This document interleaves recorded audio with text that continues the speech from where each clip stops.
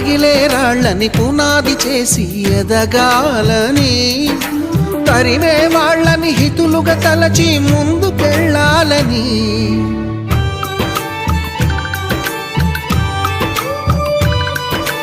కన్నుల నీటిని కలల సాగుకై వాడుకోవాలని, కాల్చే నిప్పుని ప్రమిదగా మలచి కాంతి పంచాలని, గుండెతో ధైర్యం చెప్పెను, చూపుతో మార్గం చెప్పెను, అడుగుతో గమ్యం చెప్పెను. నేనున్నానని